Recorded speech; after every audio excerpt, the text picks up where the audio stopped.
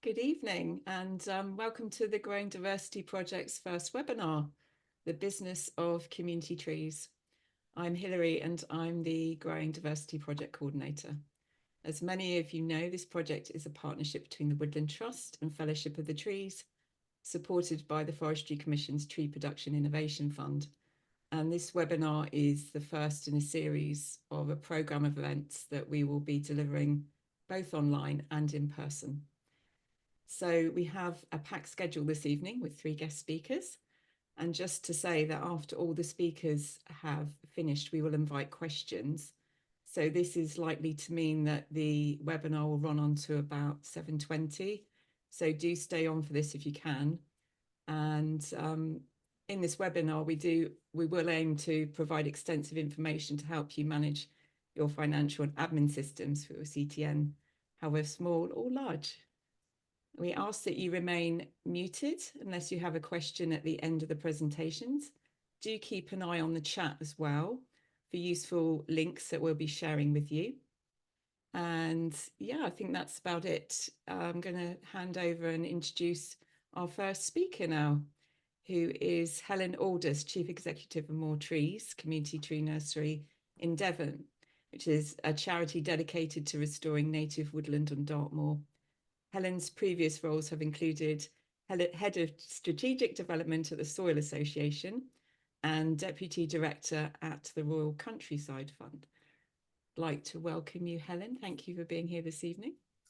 Thanks, Hilary. And yes, love to see so many of you here this evening. Dave's going to very kindly share the slides. I'm being joined tonight by Dave Lewis, who runs our tree nursery. So he's going to go more into the day-to-day detail. But I just thought it would be a good idea to kick things off with just a little bit about More Trees for those who aren't familiar with our work and some of the considerations that we're making operationally in terms of how we secure income to cover the costs of running the charity. So while Dave's putting the slides up, so yes, we are a charity based in the south of Devon, on the southern bit of Dartmoor. We're focused on restoring native woodland right across the national park and surrounding areas. And part of our work is focused around how we source seeds locally, grow local provenance trees in our 2 community tree nurseries, and then working with local landowners to plant them out and create native woodland right across Dartmoor. Just having problems with a backwards presentation here. So when we were set up, we were very much a volunteer-run organisation. We still have volunteers very much at the heart of our business. Sorry, Dave, you are having a bit of a time with the slides. I don't quite know why that's happening. Yeah, so that is who we are. We've been around since 2000. But tonight, what Dave and I will talk about is we've got 4 broad topics. I'm going to top and tail this presentation just to share a little bit about how, along with our board of trustees, we're looking at building a more sustainable income and management of our finances. Then Dave will talk more in detail about how we manage our tree sales, particularly thinking about pricing and orders. And then looking to the future, I suppose, how we can build upon our USP, our unique selling point of local provenance, interest in Dartmoor and surrounding areas, and the partnerships that we are seeking. So just quickly on the next slide, I think I covered that mostly in the preamble. What's important is that we are a registered charity. We're not a community interest company. Obviously, that can make a difference in terms of how you're set up and established in terms of income generation and opportunities for funding. And we run a service right the way through the process. So we've been busy late summer into the autumn, gathering seeds, processing thousands of species in our tree nurseries over recent weeks, with the aim to have up to 29 species, I think, available in 1 to 2 years' time, and then working with landowners and partners on planting projects and then monitoring the health of those woodlands that we create going forward. What's really important for us is that we're at the heart of the local community that we're seeking to serve in terms of providing a really tangible way to act and engage in the climate and nature crises. So my next slide is just really looking at some considerations around how we manage our finances. So for many years, we were pretty much entirely volunteer-led and run, and had very minimal paid staff, and that has grown over time.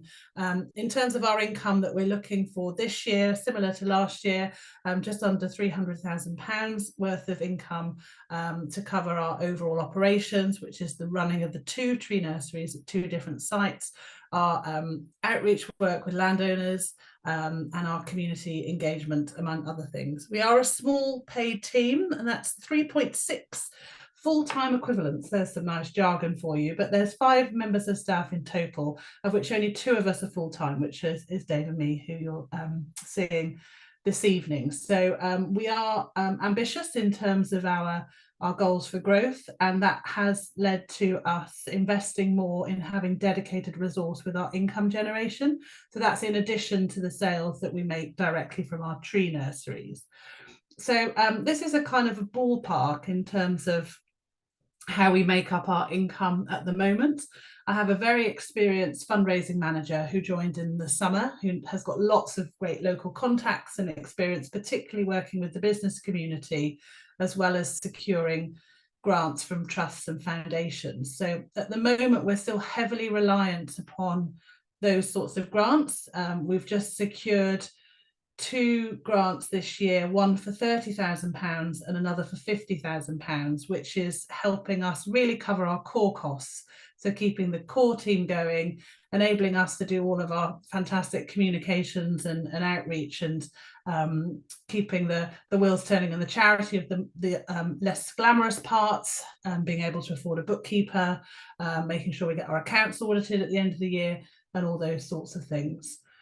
But also really important for us is how, and we see this as a real growth area, how we look to engage local businesses. And this is an area where I think community tree nurseries right up and down the country can really excel in terms of opportunities to proactively get involved with the work that we do, to be part of a very local cause that can really resonate with customers and suppliers, and really build momentum from there. So we're at a risk, though, of engaging with too many local businesses for the capacity to sort of support and steward them. There's a nice fundraising term, but what's really important for us is that we have meaningful relationships, so people get a quality experience when they work with More Trees. We understand where we're shared and aligned to our vision and what we want to do, as well as helping the business communicate what it's trying to do in the world, particularly around responding to the climate and supporting the local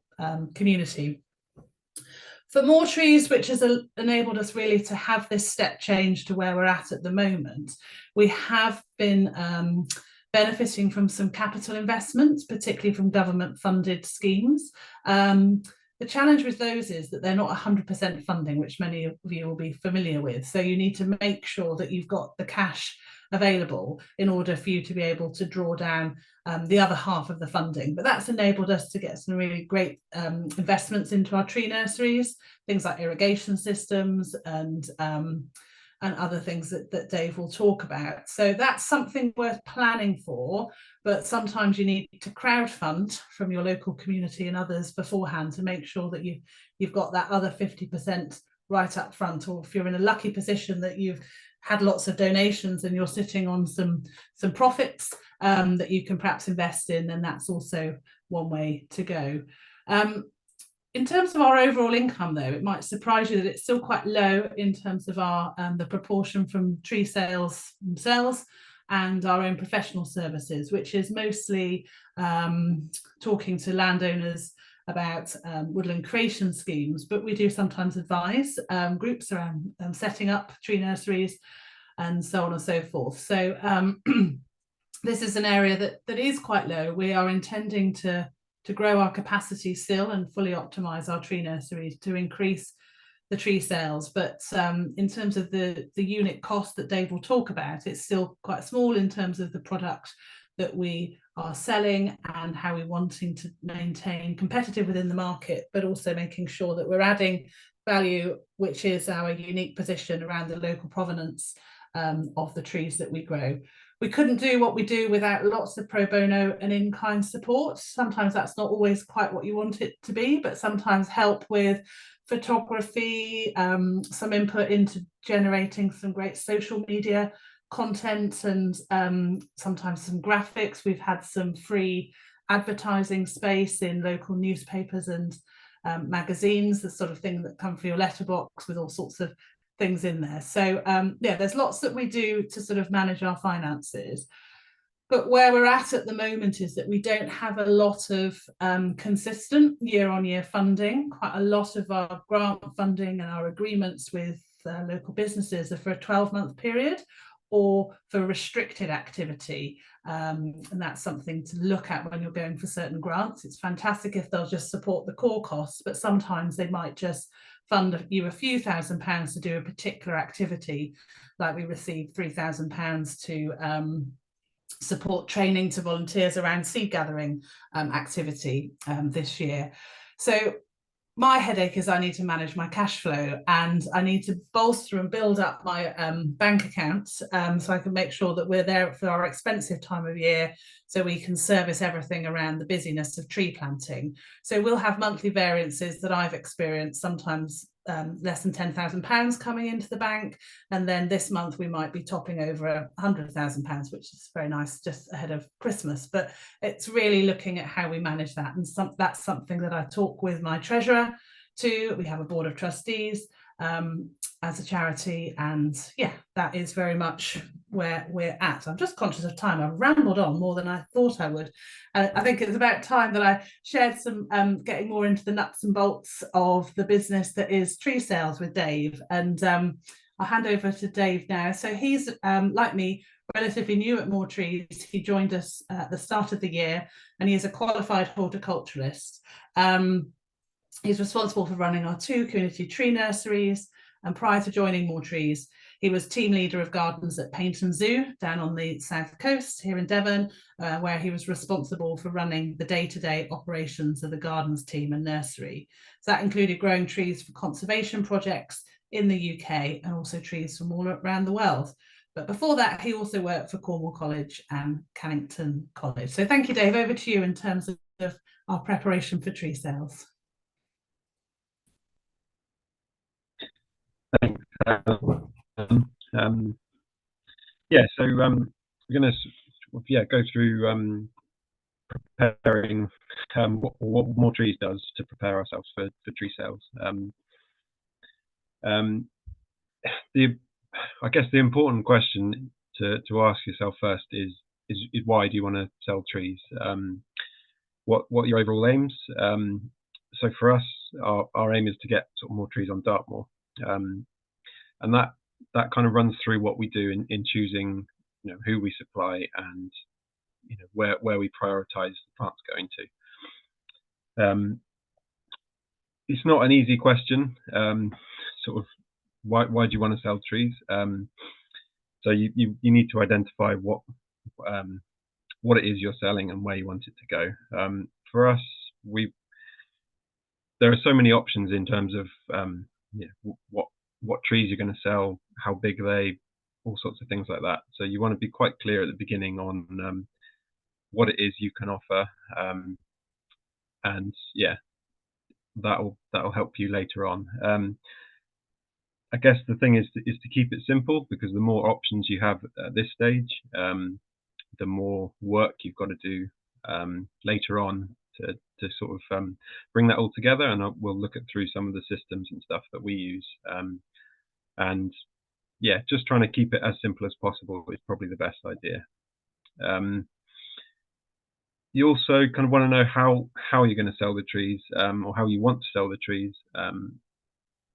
There's sort of various costs and options involved with that. So the easiest thing to do is just sort of have an email inquiry, and that's fairly straightforward. That will be direct sales. Other options is to have like an online shop or something like that, which can be tricky, just in terms of managing stock, knowing what you've got. Also, whether you want to supply to individuals, landowners, or people who just want 1 tree or 10 trees. or whether you want to supply to organisations, because this can factor into what you actually grow. So something like the England Woodland Creation offer specifies sort of 40 centimetre plus trees. So that obviously is what you'll need to grow to be able to fund, to allow organisations who are getting that funding to buy from you. So for us, for more trees, these are kind of our responses to those questions. So we predominantly grow trees for our own planting days. So that's with our volunteers, that's landowners that we help go through the funding process, so they can access our trees and our volunteer services. We also contract grow for some partner organisations. This is quite a nice way of growing trees, because you know in advance what you're actually going to grow, how much you want, by what date, which makes it a bit easier. We also do direct sales, so customers who make email inquiries, and that could be individuals, or it could be larger organisations, Wildlife Trusts, or Southwest Lakes Trust, things like that we supply to. We specify that we're collection only. We don't have facilities to offer delivery, so that's just we can't do it. We don't have an online shop for tree sales as such. We have a website where you can sort of make inquiries, but yeah, not an online shop. So we offer cell and bare root trees, and we've got some larger potted trees, and we've specified our sizes are 20 to 40 centimetres, 40 centimetres plus, and 10 or 12 litre pot. And roughly we go about 29 different species of broadleaf native trees. So we're quite clear on what we can offer, and our overall aim sort of factors in where we're going to prioritise those trees going to. I'll give some examples of that a bit later, but yeah, we'll move on. So this is probably the hardest bit of the whole process, is actually setting the price of the trees. It's very difficult as a community tree nursery to sort of compete with bigger nursery prices. And the trouble with that is if you set the price too high, no one's going to buy from you. So there's a difficult balance there with setting the price of the trees. So our prices, it's not, you might be able to see on the spreadsheet there, but basically we take an average of sort of available tree prices. So it takes a bit of research, kind of going through websites and online catalogues, things like that, collating some data on how much people charge for different sizes, what different sizes are on offer, and yeah, so we've put an average price for each species and for each size, and then for us we basically added 20% to account for local provenance. So we're based in the southwest, and there's very little sort of commercial seed collecting, if any, that goes on in the southwest, in the 305 region of provenance. And we track everything through our nursery, so we know exactly which woodland the trees have come from, and that's quite important for some organisations. They want specific provenance trees, so we can provide that. So that's just putting a little bit of a value on that service. This isn't easy. This is a very difficult document to put together, and just in terms of the price might come out as something that you don't expect as well. So we put this document together and then had a big discussion around it and what we felt was the right sort of route to take. And yeah, we've also got some other options there as well. So we did not average for the 40 centimetre plus trees. And then as a comparison, we compared that to just adding another 20% onto the 20 plus trees, which just gave us a few options whether to do that, which keeps it a bit simpler. You can see there's a few little red blocks there, and those are ones that I had to sort of highlight because they didn't actually make sense. So the lower, you could order more trees and pay more, basically. So they didn't quite work out in a linear fashion. So yeah, it's a good way of sort of comparing what everyone else is charging, and sort of where you want to position yourself against that.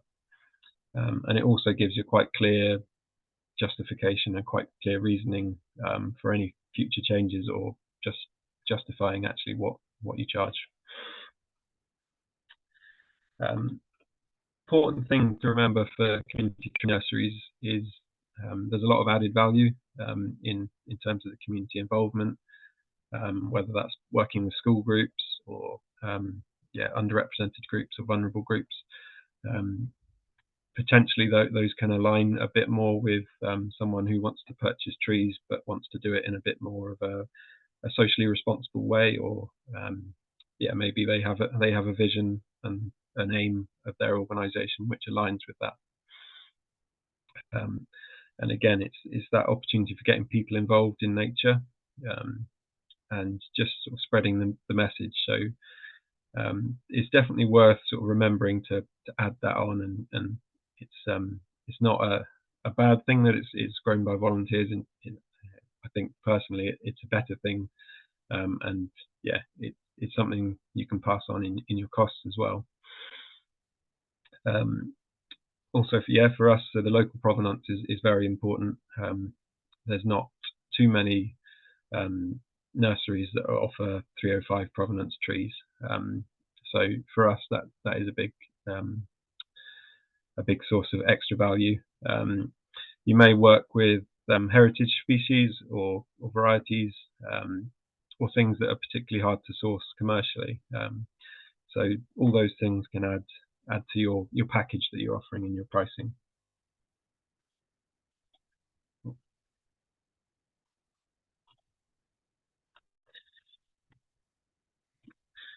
We do a bit of contract growing as well. So this is usually a sort of partnership agreement, which is a several-year agreement. These are quite valuable because you know exactly what trees you need to produce each year.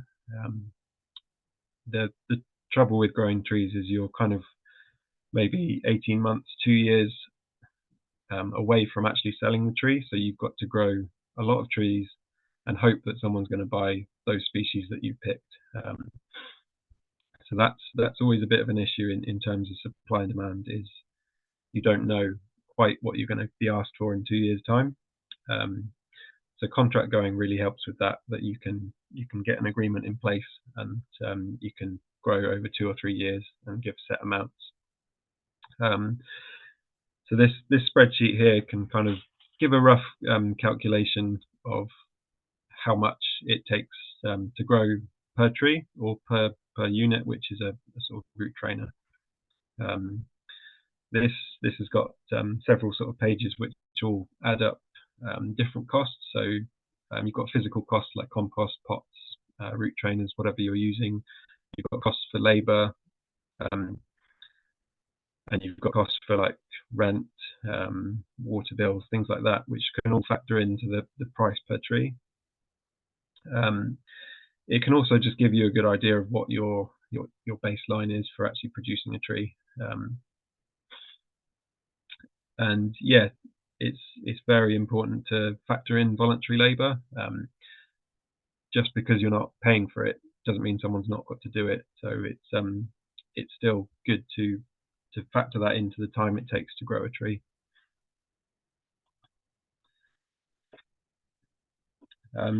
So yeah, we do a stock take.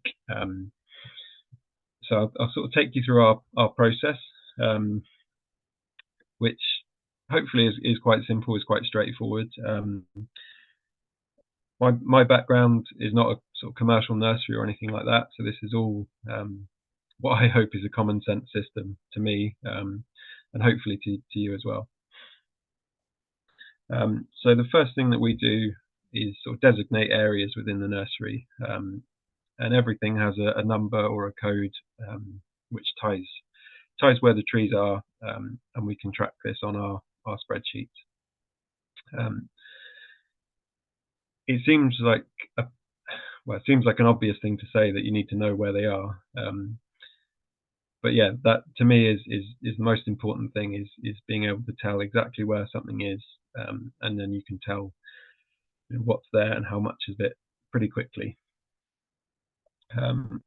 So we manually stock take, so our volunteers go through and they measure all the trees, which is a pretty labour intensive process, but it's very important to actually know what you've got to plant.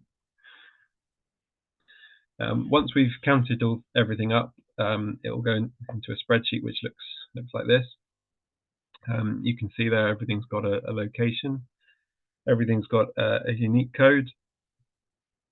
So for us, we use a sort of a 2 or 3 letter code for species, location where it was collected, and the date it was collected, and that's unique to that sort of seed batch, and that will track it right the way through the nursery. And what we do as well is we count up everything in the beds. So we count up anything that's not at the right size, anything that is, and anything in the sort of 2 separate brackets. This is quite handy later on, and I'll show you that a bit in a few slides' time. Because we've got 2 sites, we have to sort of collate that information across 2 sites. So this sort of spreadsheet here, this you can see, is a sort of way of totaling that. So it will add up basically the 3 sizes from both sites. And then separately to that, we also kind of record whether things are in a bare root in a bed, whether in a root trainer or whether in a pot. That can kind of help determine which ones will go out first, or you might want the cell stuff can go out maybe a bit earlier or a bit later in the season because it's a bit more resilient, and the bare root might go in the middle. So it just helps with a little bit of planning. So this is the sort of beginnings of our order system, which this is all on one Excel document. So it's not anything particularly advanced or anything like that. It's all just done with a basic Excel spreadsheet. You can see there that it sort of tracks how many have ordered, how many you've got left in the nursery. So you can kind of have a live update of where you are with tree numbers. This really helps with inquiries, because we get a lot of customer inquiries, email inquiries throughout the year, and we can just sort of look at this sheet, look at how much we've got remaining, and then we can give a good idea of whether we can supply those trees or not.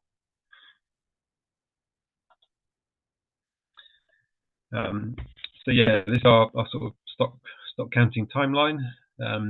So after our planting season in sort of the end of March, beginning of April, we count up what we've got left in the nurseries. This is just basically anything that's over 20 centimetres that will be definitely able to be planted next season.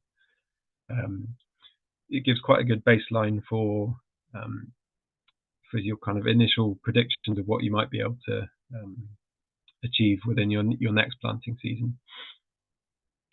In August, we'll do a kind of full, complete stock take. So that is counting literally everything we've got in the nurseries, all by hand.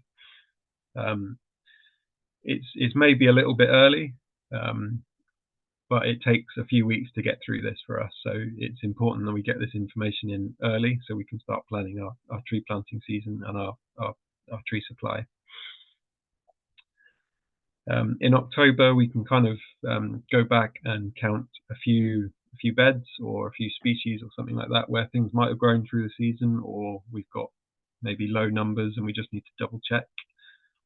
So we can just do some targeted counting later on in the season and just double check the numbers and get get a sort of exact figure for the planting or the tree supply. It's not the best system, but it kind of works for us at the moment. So the pros are that you get fairly accurate numbers because you are literally counting one by one. So it's fairly accurate. It's also a good chance for everyone to check the trees, pests and diseases or just condition, things like that. You might not want to sell some trees; they might not be looking that good. So you can kind of factor that in as well. Doing it in August gives us plenty of time to plan ahead for the planting season and for tree supply, so we kind of know where we are quite early on, which is good because inquiries start coming in quite early. And you can see exactly where everything is, what you've got and where it is, which links back to that sort of location map that I showed you earlier. So you can update anything that's moved around, or you can just sort of double check that you've got everything you think you have. The sort of downsides are it's really time consuming. It takes days and days and days of volunteer time to do this. So it's not ideal in that sense. The other sort of downside as well is because we're doing it a little bit early, some of the trees are still growing. So you tend to get some of your 20 centimetre trees will turn into 40 centimetre trees, and some of your smaller, not quite 20 centimetre trees will then be 20 centimetres. And yeah, it's all done on sort of scraps of paper and clipboards out in the nursery, which aren't always that great, especially when it's raining or something like that. And obviously those have got to be transferred in onto the spreadsheet. We've got a few pictures here of some of the recent infrastructure that More Trees have put in the last few years. I'm just going to sort of highlight the ones that have helped and sort of how they help managing the stock. So in the sort of picture on the left, you can see that we're sort of double layering trees. So we've got the cages at the top, which are for the oaks or the hazels, the solid nuts that are protected from rodents, and then things underneath as well. So you can kind of maximize your space. The middle picture is of our troughs. So these are cattle feed troughs, which are kind of ideal for growing trees in. The nice thing about them is they're a great height, so you can just stand next to them, look down on them, and count all the trees up, which really helps, just not having to bend, not having to stand up and kneel down all the time. So those are really useful. You can get sort of about, well, between 200 and 300 trees, sometimes a bit more depending on species in those. So they're really, really useful for getting lots of trees in a small space. And yeah, the picture on the far side, the far right, is another sort of bench that we've made this year. So we've again put it so there's enough space to have a double height, and it just allows a little bit better storage of root trainers and things like that. Gives a bit of shading to the ones underneath, and yeah, just can be quite easy to count because it's all up high and at eye level really. So yeah, some simple sort of steps which don't really cost any money for us that help sort of make this process a bit easier.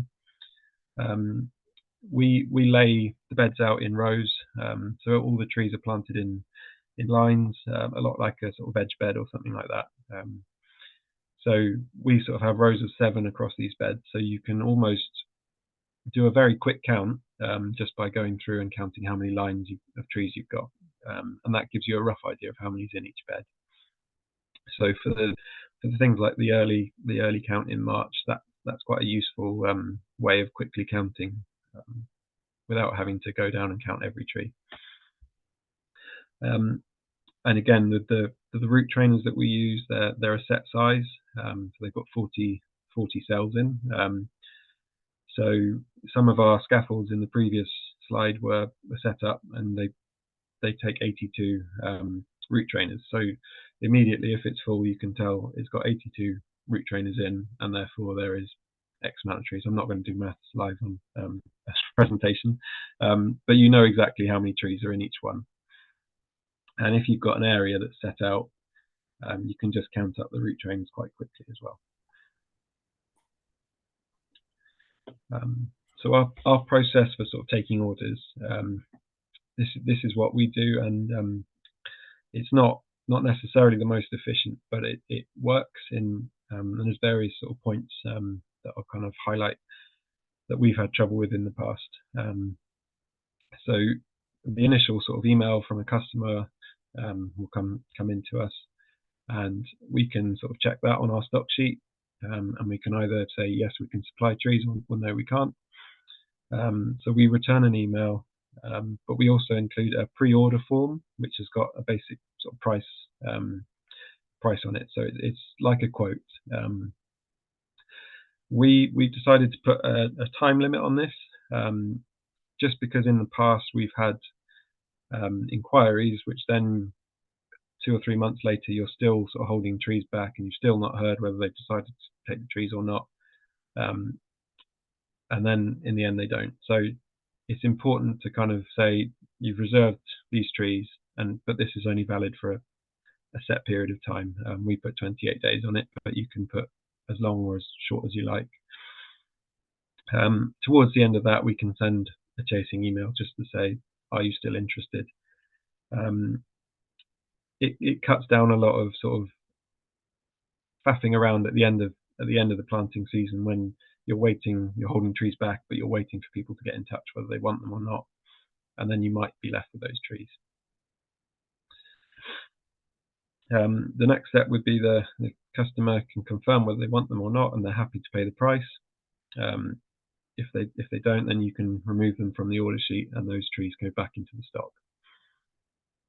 The next stage is we send out an invoice, and at this point the order is now kind of a real thing, so we can start lifting the trees, we can start doing the prep for it, which, yes, it sort of saves a bit of work. So if you get an order in and then you immediately lift all the trees and it turns out that they don't want them, you've then got to either re-heel them back in, replant them, or you might be left with them sort of out of the ground. So it's important to get to that stage where you can say, right, yeah, we're going to start collecting those trees and gathering them up and print out labels and things like that.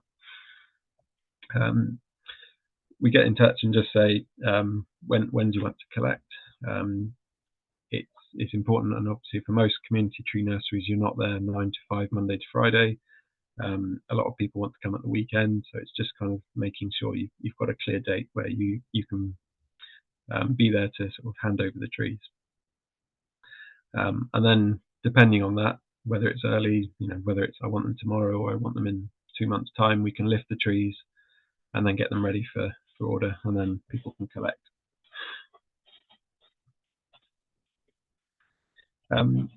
So yeah, we use fairly simple IT systems. There's nothing. Sorry. Oh, sorry, Dave. I'm just conscious of time. Sorry to interrupt. Yeah. I'm just thinking to give Rodney a slot. Yes. Sorry. Okay. So yeah, we use fairly simple IT systems. There's nothing fancy in here. Things to consider as well after sales is printing out labels, whether you want to do plant passports or not, and the sort of packaging material and methods. These are quite important to get set at the beginning because they can be an extra cost onto what you need to do. It's also a good way through labels or aftercare leaflets is to promote your message or the work you're doing at the Community Tree Nursery, and maybe also a link to websites or potentially other services you might offer, such as tree planting.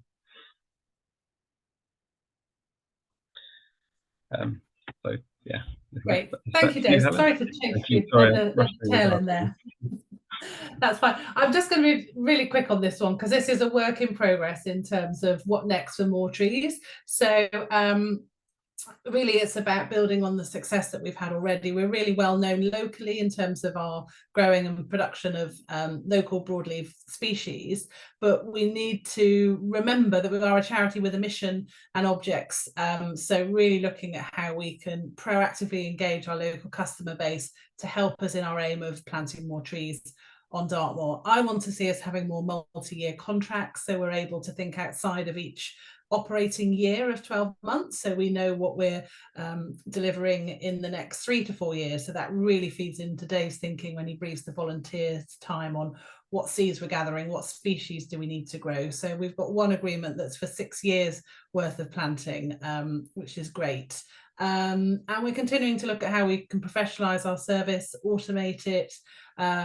Things like websites and different software all cost money, so we just need to make sure that we can get that return on investment before we make any, I suppose, significant purchases. So quite a lot of it is still without any whizzy packages or software. We rely on the Microsoft Office in many ways, shapes or forms. Having Xero to do our accounts is great.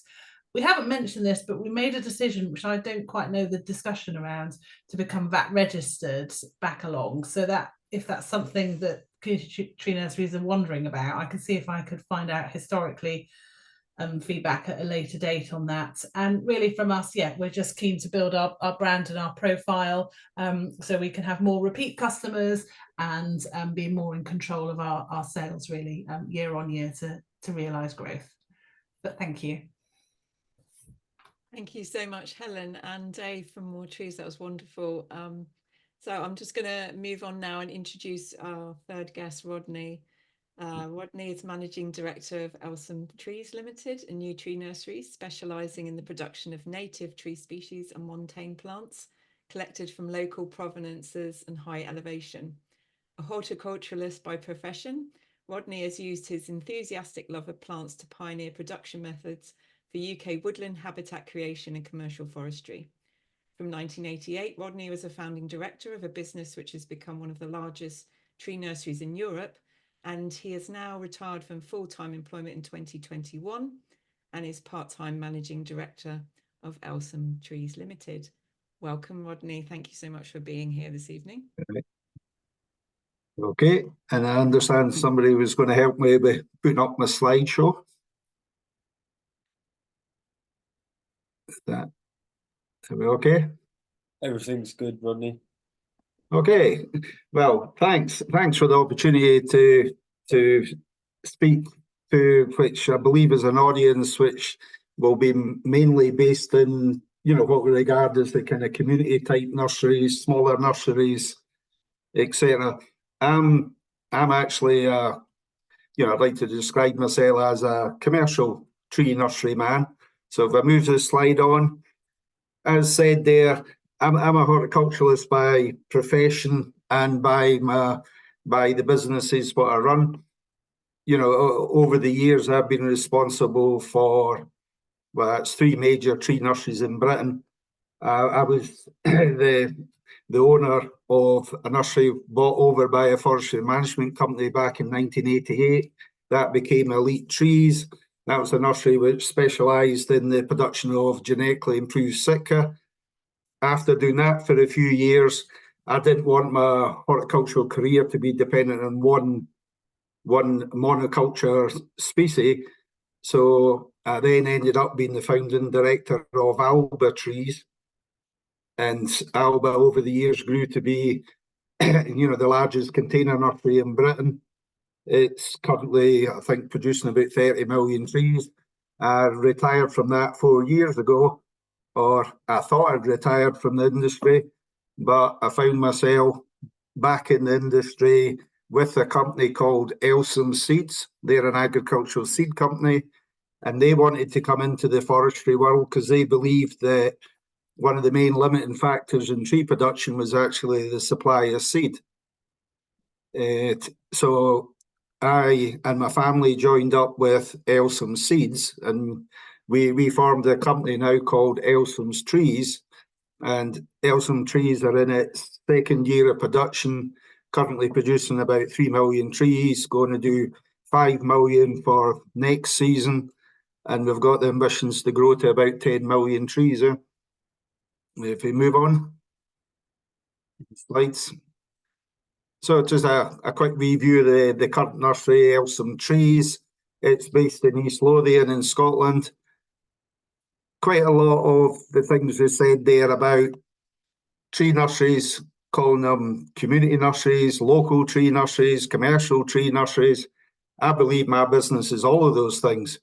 You know, I regard my company as being a community company within the area I'm in. I produce local stock, I create employment, I produce trees for the industry, you know, etc. So, you know, the one thing that's always troubled me within the industry is this: there's a kind of divide between what we call the commercial tree nurseries and what we regard as the kind of smaller native tree nurseries. So one of my great desires in the industry is to kind of bring tree production all together and realise that there's a huge opportunity for cooperation, no matter what size nurseries are. So a background, just a historic background to tree supply in Britain.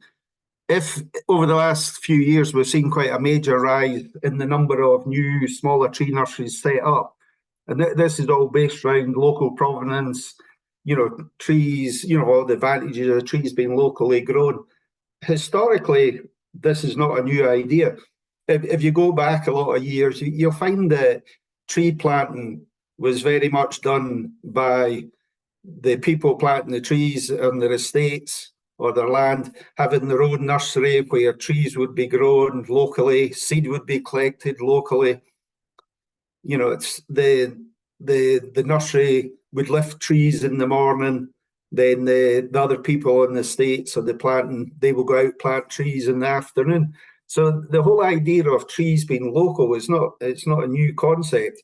I think it's just been reinvented because of, you know, the full understanding about native species and the importance of local provenance. But over the last 30, 40 years, we did find that a lot of these small native local nurseries closed down because of economics, you know, things, you know, like many other businesses, it became centralised production, reliance on mechanisation, you know, pooling skills together, etc. You know, so we now find that we're in a situation where at least 95% of all the forestry trees of Britain are grown by 13 large commercial tree nurseries. These nurseries have become even more reliant on mechanisation because of, you know, Brexit, labour shortages, etc. So, you know, mechanisation, even within those 13 nurseries, you know, there has been, you know, support given to the nurseries by, you know, grant authorities, by giving grants for capital investment, because they see that the one way to increase production to meet the 30,000 hectares of, you know, tree planting in Great Britain, you know, they have, you know, there has been recognition that we need to increase tree production, and the one way they think to do that is capital investment and, you know, get the nurseries to up their production. Along with this has been an increased demand for the native tree species. So this has been what has led to, in recent times, you know, quite a major increase in the number of, you know, just what collectively described as small, localized tree nurseries, you know, specialising in local provenance, etc. Yeah. Okay, and also tree supply, it's changed a bit as well because an awful lot of the end users now are actually, they have seen a risk to their business was the availability of trees. Quite a lot of the end users, the planter of trees, have started to involve themselves in the actual supply chain by trying to secure their own supply of seed, then deciding which nursery they wish to produce those plants for them. The landscape industry of Britain, following Brexit and because of biosecurity, there's definitely been a major decrease in the number of trees that have been imported into Great Britain for the landscape industry. And along with the landscape industry being more aware of the importance of local provenance, this has put further pressure on the supply chain as well. So when I say the supply chain, if we move to the next slide, the supply chain is everything right from identifying seed sources, the genetic source, right through to the harvesting and processing of that seed. That seed is then used either for seedling production or in some cases for, you know, what we call kind of natural regen projects, where there's actually direct seed sown in the final sites.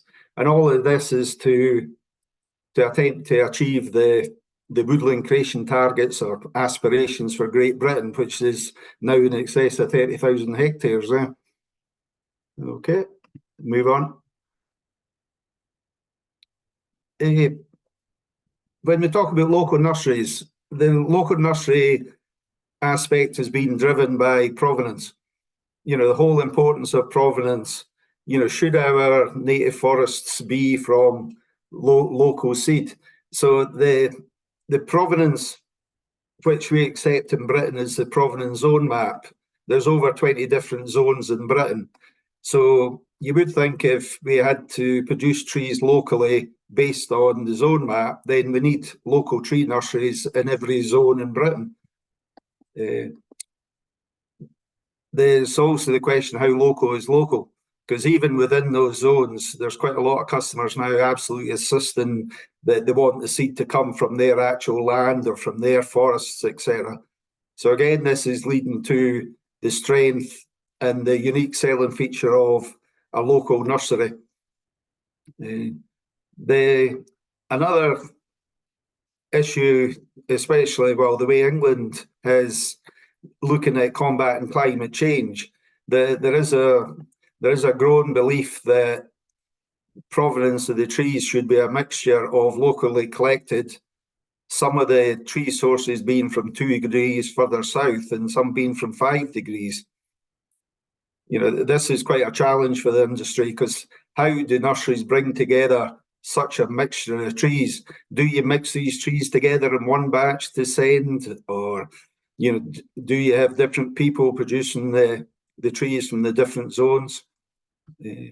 Another issue in provenance is quite a lot of customers are now looking to the elevation of collections as well. You know, just now the FRM, you know, the forestry reproductive material, only recognises below and above 300 metres. Well, this is a thing where a lot of people, they're looking to the provenance, but they're also looking to altitude of collections. So again, this is making, you know, different batches of trees unique by provenance and by the exact location they're collected in. If we move on. Right. So there was a survey done by Forestry England a few years ago on community tree nurseries in Great Britain, and obviously, as we said, there've been a large number of new tree nurseries established over the last few years.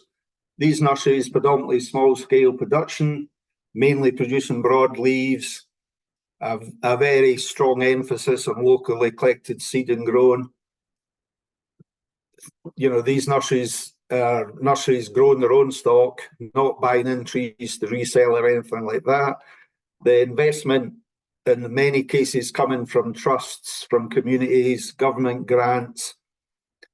There was a recognition that quite a lot of these nurseries, that the long-term stability of them was uncertain.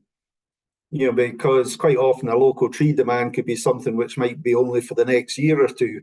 And, you know, there wasn't a long-term, or potentially there isn't a long-term need for trees from certain provenances. Recognition, mainly reliant volunteer staff. In the survey, they felt there was a lack of knowledge on tree production. There was a good understanding shown in biosecurity. Small nurseries, obviously, they don't have the economies of scale, and very few of them were actually financially supported by their tree sales. As it was said earlier on, you know, I think it is recognised that a lot of the the new nurseries are actually funded by trusts or charities or local donations. Very few of them are actually funded by their tree sales. And the type of trees produced in these nurseries have been a mixture of both bare root and container production now. So taking all that into consideration and looking at the importance of the local tree nurseries, if I move slides, you know, I heard there, the last presentation talking about a tree nursery. We're talking about the economics of tree production. In 20 minutes today, it's very difficult for me to talk about all the economics of tree production. All I know is that I've run tree nurseries which over the years have produced over 200 million trees. And those trees, obviously the businesses run were profitable businesses. So we did manage to produce trees where we brought in more money than we spent. And that was done obviously by the economies of scale. The one thing, the smaller tree nurseries are up against is the fact, by default, they are smaller nurseries. But we shouldn't look away from the unique selling features of the small nurseries. Definitely perceived reduction in biosecurity, plants being locally climatized, and less carbon because you're not transporting trees, and you can guarantee provenance, etc. These are all features where rather than the economics of the local nursery, rather than trying to I've heard the word said about competing with the larger nurseries. There's no need to try and compete with the larger nurseries. If we really believe that these are unique selling features, then there should be a premium price paid for the product for that. If customers are not willing to pay the premium price, then we have to really look at the whole provenance story and the local accountability and everything else, because there is a price to pay for having that type of unique selling features. Other potential selling features is, I do think that the small native nurseries should look at very specialised production. The main specialised production they've looked at up to now has been, we're local, we grow local seed, therefore we get a premium for that. We should look at, the fact there have been about 8 species identified as being in very short supply in Britain. So maybe some of these smaller nurseries should be looking at very specialised production and tackling some of those more difficult to produce species. Another potential unique selling feature for the small nursery is the in-house relationship you have with end users. If you get funded by, the RSPB or the National Trust, then obviously they're funding that nursery because they have a need and a desire for those trees. So that's a unique selling feature, that relationship you have. The educational value of local tree nurseries, the forestry industry of Britain needs the general public to be educated in the needs for local trees and trees to be planted and everything. So, there's a great part for the local tree nursery to play in education. And also your environmental credentials, where you can tick all the correct boxes for, the use of non-peat grown mediums, the reduction in carbon, etc. That's a real good, unique selling feature. Okay, we'll move on. Right. The one thing, no matter what size the nursery is, there is quite a major cost in the production of trees to keep up with all the legislation and accreditation considerations for nurseries. And this has not got anything to do with the size of nurseries. Quite often, whether you're a small nursery or a large nursery, we all have to conform to, the legislation and accreditation what's there. And that's everything from being members of FRM, all the paperwork, etc., what's required, for full traceability. You've got plant health, plant passports. That takes time. Also, and there's fees for being part of it. Plant Healthy, which is a scheme set up in England where a lot of grant-aided forestry, you must be plant healthy. If not, you have to pay quite a major fee for supplying plants which are not under Plant Healthy. So Plant Healthy is definitely for consideration. Supply to people like the Woodland Trust, they have their own schemes of accreditation for nurseries, such as UK Source and Grown. It's a free accreditation scheme, but it does take time, and it does take your own resources to actually police everything you're doing and keep the paperwork, etc. And the rest of the list, there's all the usual type of things nurseries have to be part of. You have to be a professional operator to move plants in the country, environmental standards, health and safety, crop chemicals, SEPA, etc. So my question, because of the limited time today, I can't talk about the ins and outs, the cost of the growing medium, the cost of the containers, the cost of setting up a nursery. Obviously these are all things that have to be taken into consideration no matter what size the nursery is. But if we move on slide, I would like to have a bit of a discussion around what should we consider. I've heard, I keep hearing that the local tree nurseries in competition to the 13 larger, centralised nurseries in Britain. And I really don't think we should have the mindset to think that we're in major competition with those nurseries. It'd be far better trying to think about how we can cooperate with the larger nurseries. Larger nurseries have the difficulty in producing a lot of species or smaller batches which don't lend themselves to mechanisation and the modern way of production. So there's a great opportunity for the smaller nurseries to be able to cooperate with larger nurseries and possibly contract grow quite a lot of the more demanding type species. And, so I would ask the question, is it necessary to compete? I've always thought that when you set up your nursery, you're far better to think about what you're doing yourself. Don't be worried about the other bigger nurseries out there and what they do. Just think about your own business. How can you improve your own business to achieve sustainability? How can you look at the training of your staff, look at the expertise you have, look at your economics, your performance.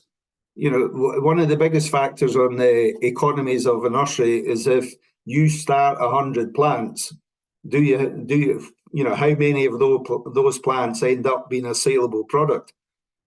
We have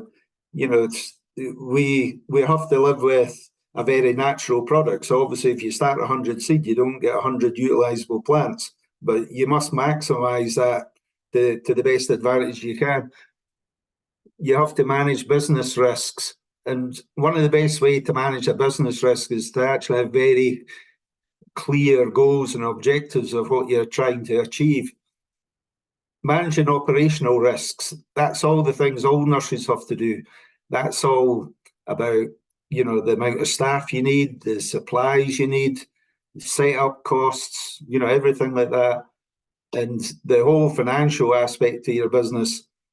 How can you, even being a community type nursery, if profit is not a word what's like to be used, how can you bring in £1 more than what you spend? Because if it's not a profit you're taking out of the company, then you do need to be able to create an income so you can invest in your nursery, for future development. I would like to consider quite a few things when it comes to local tree nursery. Can we, can the local community type nurseries producing local stock, is there synergies in that with organic growers? We see, the production of food crops. There's organic food, Organic food has its unique selling feature that's more environmentally aware. It's, you know, it's better for you, you know, all the unique selling features.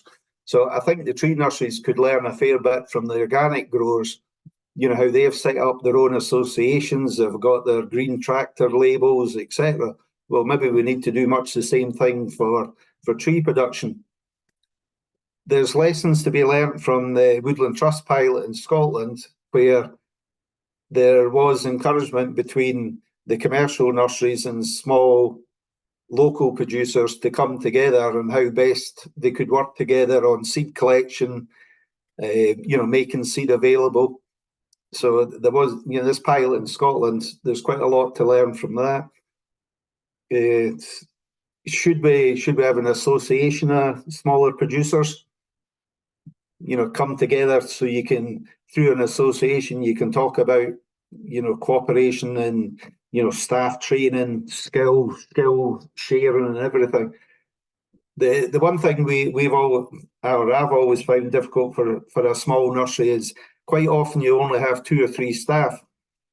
It's very difficult for somebody to take their holidays and be off for Christmas, or etc. So, you know, maybe staff sharing could be something where you have a pool of people who can take over a nursery for a week to allow somebody to go off and have a holiday. There could be collective buy-in.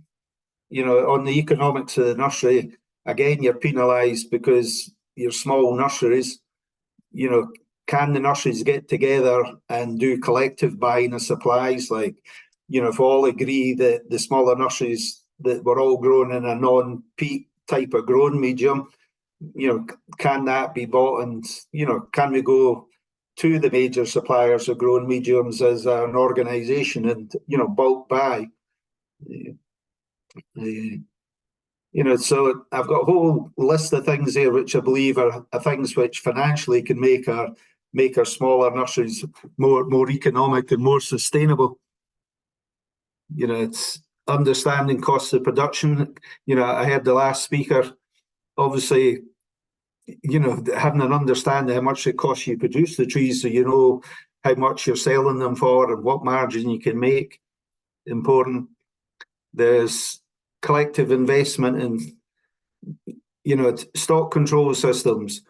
You know, nurseries can either work off the back of a fag packet, you know, with the you know, the type of paperwork you keep, or you work with spreadsheets, or you can invest in enterprise resource planning. And quite a lot of these, there is off the shelf ones such as Passfield, Growmaster, but all of these off the shelf types of control systems cost vast amount of money. You know, they can be anything from £40,000-50,000 to buy. Then there's maintenance fees on them every year. You know, but there could be a way where a few nurseries can get together and have one system controlling the stock from quite a few nurseries. So it's in the short time I'm here, you know, I'd like to use this as an introduction to anybody that, you know, as a commercial grower, I can see benefit in helping to develop local tree nurseries. So if anybody did want to be in touch with us to get further detail on various financial aspects, and I'd be more than willing to talk to anybody who'd like to be in touch. Okay, right. Thank you very much, Rodney. So we have got just a little bit of time for a few questions. I'd like to invite Chris Perry. You've got a couple of questions there in the chat.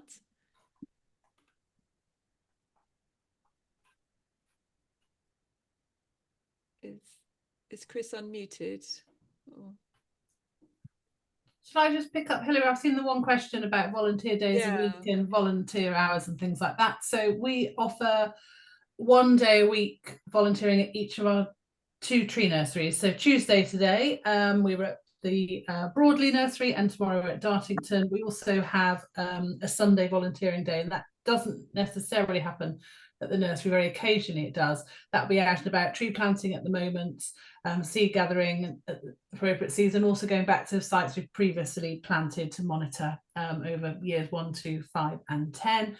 We don't currently cover travel expenses for our volunteers, but we are in the process of reviewing our volunteer strategy and support. But we do have a minibus, which we somehow got hold of a number of years ago, that enables us to bring people from our nearest city to where we are, Plymouth, up to the tree nursery on a Wednesday, but also out and about on Dartmoor, so people can hop on the minibus rather than driving across the national park. And we have had some annual events. We have an AGM that our volunteers are welcome to come to, and we often have occasional sort of seasonal get-togethers where we share food, bring food to share and things like that as a kind of thank you. Today we were trying to have some mulled wine in one of our huts as it was Christmas as a bit of a thank you, but we didn't have an appropriate vessel to warm the mulled wine in, so it was a long wait on the log burner.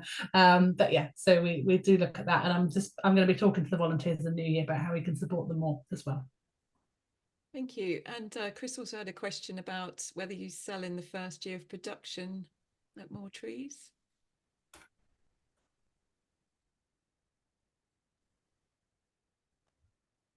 Yes, Dave can answer that, I think.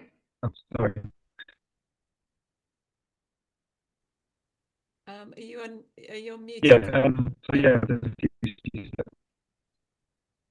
I'm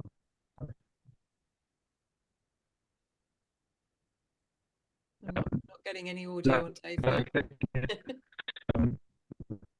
So if it's not working, maybe would you be able to sort of put it in the chat, or possibly we could pass on the answer to Chris.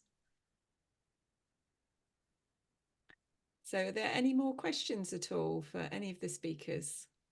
If you'd like to use the raised hand reaction in the menu, if you like, or we can just unmute yourself.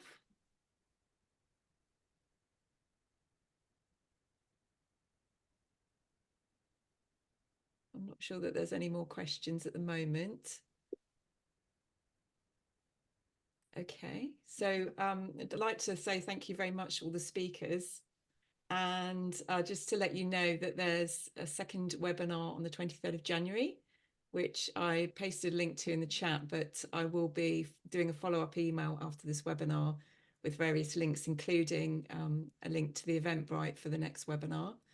And also we'd be very grateful if you wouldn't mind completing a short survey about how you found the webinar.